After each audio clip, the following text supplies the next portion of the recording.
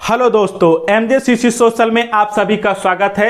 आज से हम शुरू कर रहे हैं क्लास 10th और 12 दोनों के बारे में। हम धीरे धीरे समझेंगे कि कितने प्रश्न आएंगे, कितने नंबर के आएंगे, उन्हें किस तरीके से याद करना है और किस तरीके से हमें लिखना है दोस्तों। तो हम कौन कौन से प्रश्न आएंगे, किस तरीके का प्रश्न आएंगे, कैसे उन्हें हल करना है, हम बड़े आसानी से इसे समझेंगे ताकि हमारे पेपर में अच्छे नंबर, अच्छे मार्क्स आ सके दोस्तों। तो आइए ध्यान देते हैं, कक्षा 10 की शुरुआत करते हैं। कक्षा 10 में हिंदी में आने वाला प्रश्न, हिंदी में कैसे आएगा भैया और कहाँ से आएगा, ये हमें समझना है।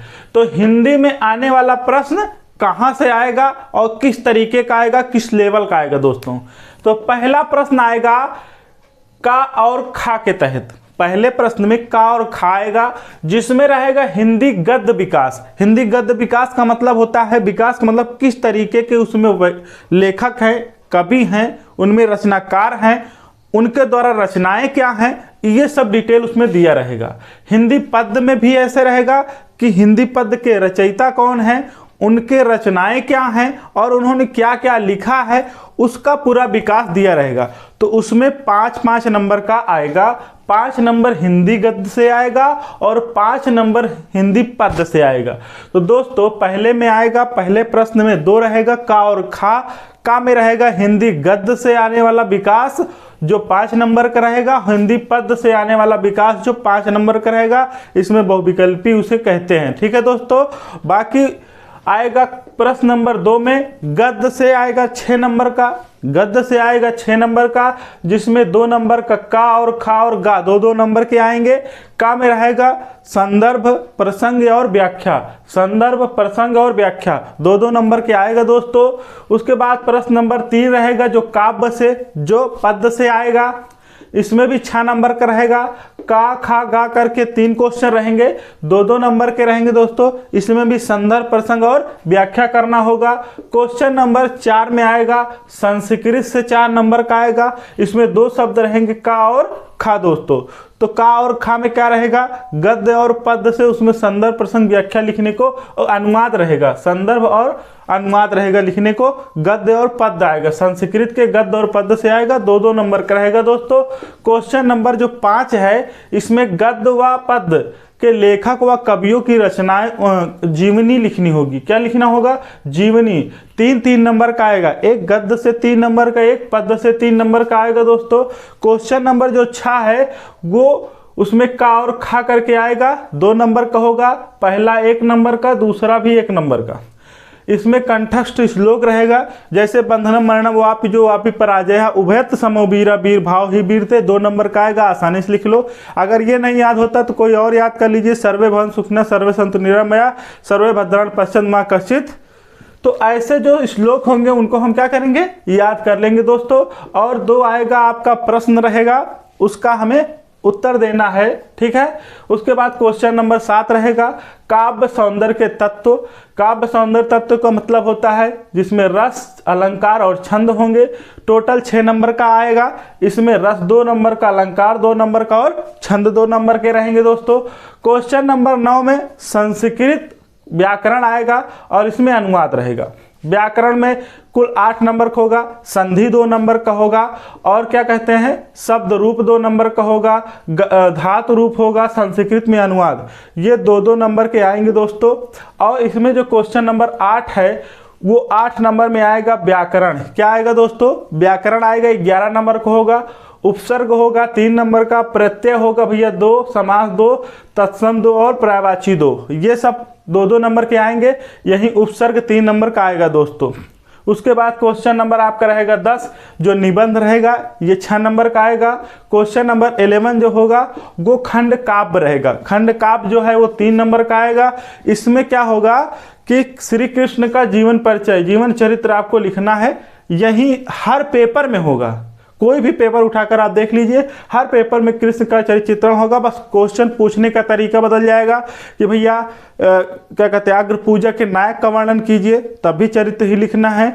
अग्र पूजा के नायक श्री कृष्ण का जीवन परिचय दीजिए, तब भी जीवन परिचय लिखना है। मतलब एक क्वेश्चन आपका जीवन परिचय मतलब जीवन चरित्र रहेगा कृष्ण जी का, चाहे वो क्वेश्चन पूछने का तरीका बदल सकता है लेकिन क्वेश्चन नहीं बदलता दोस्तों।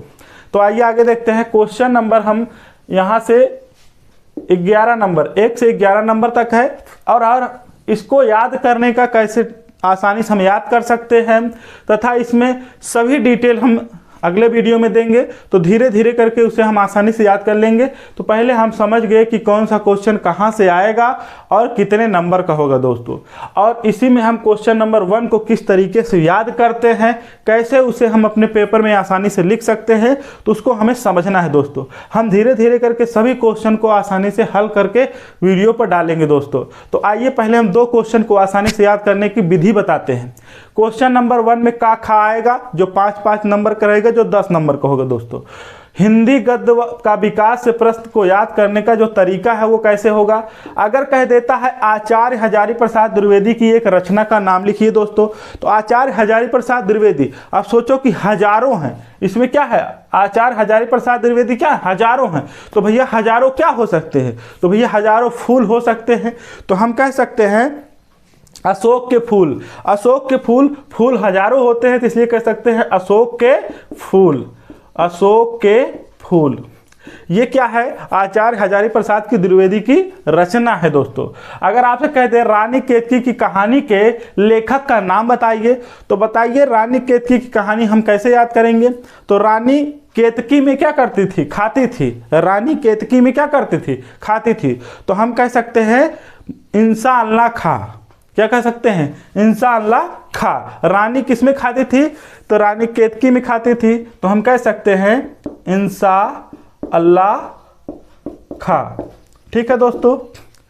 प्रेम सागर किसकी रचना है, तो प्रेम सागर किसकी रचना है, किसकी विधा है, तो हम कह सकता हूं प्रेम में आदमी लल्लू हो जाता है, प्रेम में आदमी क्या हो जाता है, लल्लू, तो हम कह सकते हैं लल्लू लाल। क्या हो सकता है, लल्लू लाल। लल्लू लाल जो हैं प्रेम सागर की रचना के रचनाकार हैं। उसी प्रकार क्वेश्चन 1 का खा जो है वो भी 5 नंबर का होगा, ये पद्य से आता है। तो कह रहा है हिंदी पद्य का विकास से प्रश्न को याद करने का जो तरीका है, पहला का है सूर सागर किसकी रचना है। तो देखो ध्यान दीजिए, सूर सागर, अब भाई सूर सागर है तो सूर है तो सूरदास हो जाएंगे। ठीक है दोस्तों, सूरदास कौन होंगे, सूरदास होंगे। अगला कह रहा है कवि प्रिया, रसिक प्रिया और रामचंद्रिका।